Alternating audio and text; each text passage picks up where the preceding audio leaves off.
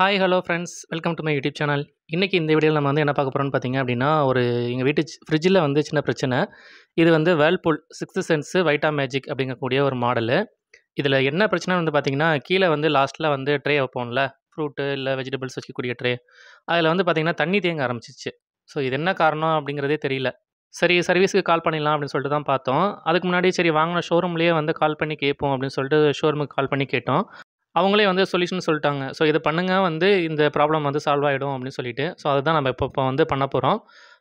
வாங்க இப்ப நம்ம அத எப்படி வந்து சரி பண்றதுன்னு சொல்லிட்டு பார்த்துடலாம். இந்த ஃப்ரிட்ஜ் வந்து ஆட்டோ டீஃப்ராஸ்ட். ஸோ அதனால வந்து ஆட்டோமேட்டிக்கா அப்பப்போ அதுவே வந்து டீஃப்ராஸ்ட் ஆயிடும். அதிகமா வந்து ஐஸ் ஃபார்ம் ஆகாது.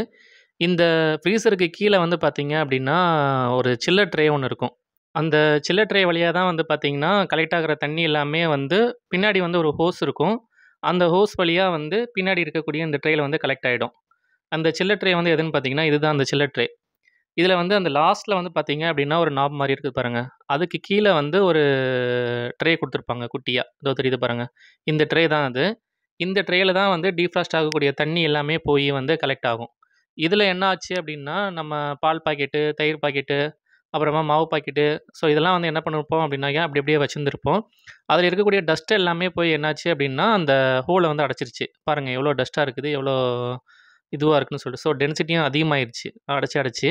இதனால தான் வந்து இந்த குட்டி ட்ரே இதில தண்ணி போய் கலெக்ட் ஆயி வெளில வந்துரும். ஆனா, இது போய் அடைச்சிருந்தனால தான் வந்து பார்த்தீங்க அப்படின்னா, தண்ணி வந்து ஓவர்ஃப்ளோ ஆயி ஃப்ரிட்ஜோட அடியில வந்து தண்ணி வர ஆரம்பிச்சுருச்சு. ஸோ ஃபர்ஸ்ட்டு இத என்ன பண்ணோம்னா, மேல வந்து ஒரு துணிய வச்சு தொடச்சாச்சு. இருந்த தண்ணியையும் வந்து தொடச்சாச்சு. அப்புறமா உள்ள அந்த ஹோல்குள்ளேயும் வந்து பார்த்தீங்கன்னா, தண்ணி வந்து உள்ள டஸ்ட் வந்து உள்ள அடைச்சிருந்துச்சு. இந்த டஸ்ட்ட வந்து கிளீன் பண்றதுக்கு ஒரு குச்சிய வந்து உள்ள விட்டு கிளீன் பண்ணியாச்சு. ஸோ குச்சியும் வந்து நம்ம விடுறது வந்து கொஞ்சம் பார்த்து கிளீன் பண்ணிடணும். இல்ல அப்டின்னா உடைஞ்சு உள்ள உட்காந்துக்கும். ஸோ அதுக்கு பதிலா வந்து ஏதாவது ஒரு ஃப்ளெக்சிபிளா இருக்கக்கூடிய கம்பி அந்த மாரி ஏதாவது வச்சு கிளீன் பண்ணலாம். இல்ல குச்சிய வச்சு கிளீன் பண்ற மாரி இருந்துச்சு அப்டின்னா, ரொம்ப கேர்ஃபுல்லா வந்து கிளீன் பண்ணணும்.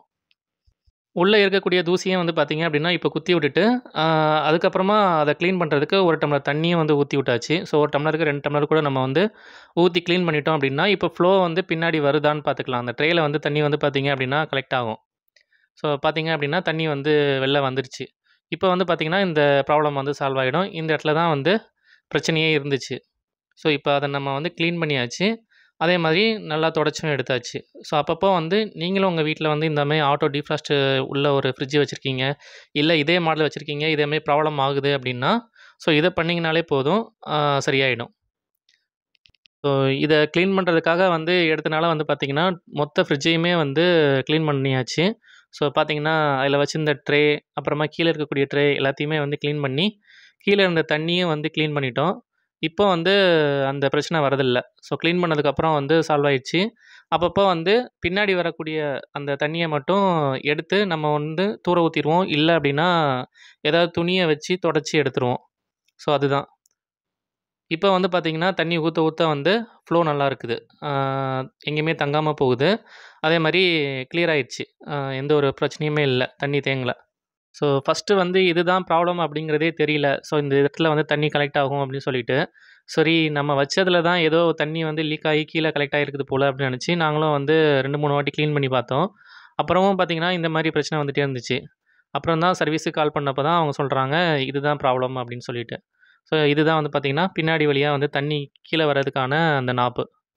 இந்த வீடியோ உங்களுக்கு யூஸ்ஃபுல்லா இருந்துச்சு அப்படின்னா, மறக்காம லைக் அண்ட் ஷேர் பண்ணுங்க. மறக்காம உங்களோட டவுட்ஸ வந்து கமெண்ட் பண்ணுங்க. Okay, bye friends.